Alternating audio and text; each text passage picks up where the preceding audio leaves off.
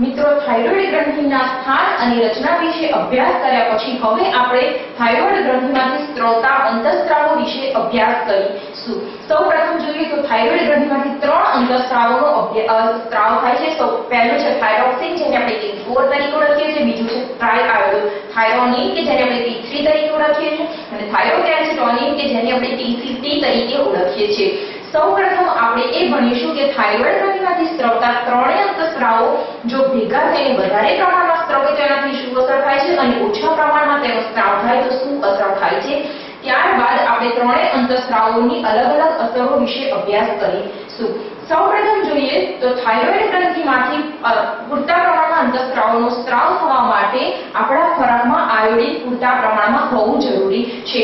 આપણા ખોરાકમાં આયોડિનની ઉણપ હોય તો થાઇરોઇડ ગ્રંથિનો પૂરતા પ્રમાણમાં સ્ત્રાવ થતો નથી, મતલબ કે આ ત્રણેય અંતઃસ્ત્રાવો પૂરતા પ્રમાણમાં સ્ત્રાવતા નથી, માટે થાઇરોઇડ ગ્રંથિના કદમાં વધારો થાય છે અને તે રોગને આપણે ગોઈટર તરીકે ઓળખીએ છીએ।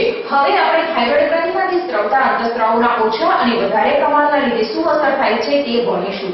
હવે થાઇરોઇડ ગ્રંથિમાંથી સ્ત્રાવતા ત્રણેય અંતઃસ્ત્રાવો જો ઓછા પ્રમાણમાં સ્ત્રાવે તો તે કન્ડિશનને આપણે હાઇપોથાઇરોઇડિઝમ કહીએ છીએ।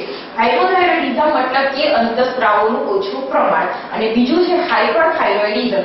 હાઇપરથાઇરોઇડિઝમ મતલબ કે આ ત્રણેય અંતઃસ્ત્રાવોનો સ્ત્રાવ વધારે પ્રમાણમાં થાય જરૂરિયાત કરતા તો તેને આપણે હાઇપરથાઇરોઇડિઝમ કહીએ છીએ। હવે આપણે પહેલા જોઈશું કે હાઇપોથાઇરોઇડિઝમની કન્ડિશન આવે શરીરમાં તો તેનાથી શું અસર થાય છે। જો પ્રેગ્નન્ટ વુમનમાં હાઇપોથાઇરોઇડિઝમની કન્ડિશન આવે તો પ્રસૂતિ દરમિયાન બાળકનો ખામીયુક્ત વિકાસ થાય છે કે તેના ગર્ભમાં રહેલા બાળકનો પૂરેપૂરો સારી રીતે વિકાસ થતો નથી અને તે ક્રિટિનિઝમમાં ફેરવાય છે। ક્રિટિનિઝમના લીધે બાળકનો વિકાસ રૂંધાય છે, તેનો માનસિક વિકાસ અવરોધાય છે અને બહેરાપણું અને મૂંગાપણું આવવાની શક્યતા રહે છે। હવે જો પુખ્ત સ્ત્રીમાં હાઇપોથાઇરોઇડિઝમની કન્ડિશન આવે તો મેક્સિડોમા નામનો રોગ થાય છે। મેક્સિડોમા રોગના ચિહ્નો જોઈએ તો ચામડીની અધિચર્બીય પેશીમાં ચરબીનો ભરાવો થવાથી ચામડી જાડી થાય છે। આ જોયું આપણે હાઇપોથાઇરોઇડિઝમ। હવે આપણે હાઇપરથાઇરોઇડિઝમ વિશે અભ્યાસ કરીશું। સૌપ્રથમ હાઇપરથાઇરોઇડિઝમ કે મતલબ કે અંતઃસ્ત્રાવોનું વધતું પ્રમાણ। હાઇપરથાઇરોઇડિઝમ જો પુખ્ત સ્ત્રીમાં થાય તો તેને માસિક ચક્રમાં અનિયમિતતા આવે છે અને પુખ્ત સ્ત્રીમાં એક્ઝોથેલેમિક ગોઈટર નામનો રોગ થાય છે અને આ રોગના લક્ષણોમાં જોઈએ તો આંખના ડોળા ફૂલી જવા, હૃદયના સ્પંદનમાં વધારો થાય છે, રુધિરના દબાણમાં વધારો થાય છે અને શરીરના તાપમાનમાં વધારો થાય છે। મતલબ કે જો પુખ્ત સ્ત્રીમાં હાઇપોથાઇરોઇડિઝમ અથવા તો હાઇપરથાઇરોઇડિઝમ આવે તો તેનું વજન અસામાન્ય રીતે વધે છે અને તેમની ચામડી પણ જાડી થઈ જાય છે અને રોજ માટે શરીરમાં સામાન્ય તાવ રહે છે। મિત્રો થાઇરોઇડ ગ્રંથિના અંતઃસ્ત્રાવોની બે કન્ડિશન હાઇપોથાઇરોઇડિઝમ અને હાઇપરથાઇરોઇડિઝમ જોયા પછી હવે આપણે થાઇરોઇડ ગ્રંથિના ત્રણેય અંતઃસ્ત્રાવોની સંયુક્ત અસર વિશે જોઈશું। આપણે અત્યાર સુધી હાઇપોથાઇરોઇડિઝમ અને હાઇપરથાઇરોઇડિઝમમાં એ જોયું કે થાઇરોઇડ ગ્રંથિના અંતઃસ્ત્રાવોની વધારે અને ઓછા પ્રમાણના લીધે આપણા શરીરમાં શું નુકસાન થાય છે। હવે આપણે એ જોઈશું કે થાઇરોઇડ ગ્રંથિના અંતઃસ્ત્રાવોના લીધે આપણા શરીરમાં કયું કાર્ય થાય છે અથવા તો આપણા શરીરમાં કયા કાર્ય માટે થાઇરોઇડ ગ્રંથિના અંતઃસ્ત્રાવો જરૂરી છે। પહેલા આપણે ત્રણેય થાઇરોઇડ ગ્રંથિના અંતઃસ્ત્રાવોની સંયુક્ત અસર વિશે જોઈશું, ત્યારબાદ આપણે થાઇરોઇડ ગ્રંથિના ત્રણેય અંતઃસ્ત્રાવો પર્ટિક્યુલર અલગ અલગ શું અસર દર્શાવે છે તેના વિશે અભ્યાસ કરીશું।